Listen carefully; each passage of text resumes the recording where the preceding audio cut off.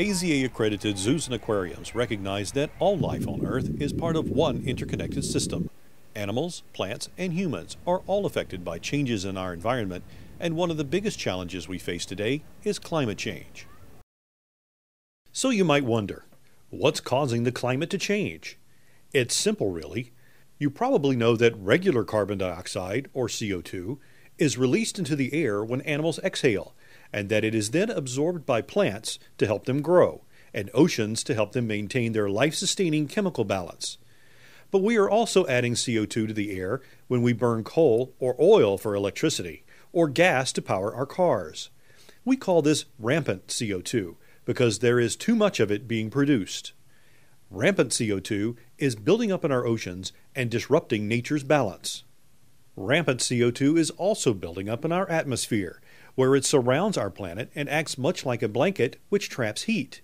As we add more and more CO2, it increases the heat-trapping blanket effect, resulting in climate changes that are already affecting. For instance, did you know that the delicate balance of the Great Plains ecosystem is being disrupted by climate change?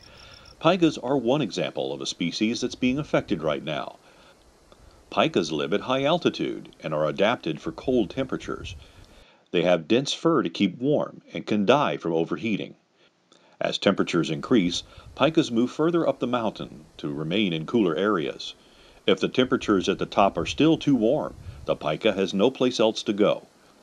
Pikas play an important role in the interconnected mountain habitat. For instance, as they forage, they distribute seeds and contribute to the healthy spread of native plants. But it's not too late to act responsibly to manage the issues facing our environment. We know that the majority of Americans are concerned about climate change, but many feel overwhelmed by it, or think they're too busy to address it. Fortunately, it doesn't take a lot of effort to protect wildlife if we work together. Did you know that more than 180 million people, like you, visit AZA-accredited zoos and aquariums each year? That's more than the annual attendance of all professional sporting events combined. If all of us start by sharing our concerns with friends, families, and coworkers, we can find ways to turn concern into positive change action. In communities across the country, people are joining together to create systems that make it easier to curb CO2 emissions. For example, we know that more than 1/3 of our CO2 emissions comes from using energy to produce, transport, and dispose of the food we eat and the goods we use. In Colorado, a certain school district compared different approaches to decreasing CO2 emissions. Some schools had installed capital retrofits, some schools focused on behavioral change, and some schools did both. The results of the study showed that the habitat change alone, when implemented comprehensively, could outperform capital retrofits and upgrades. Some schools achieved over 20% energy savings through changing behaviors alone. One school in particular reduced total energy use by 34% and domestic water use by 33% with no capital upgrades or retrofits.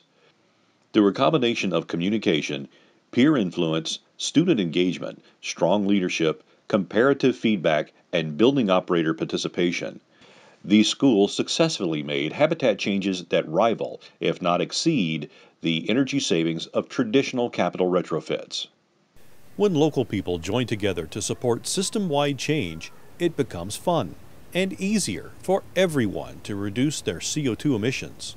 We hope you will connect with those in your social circles to increase the conversation about climate change and find creative ways to protect people and animals that share our home.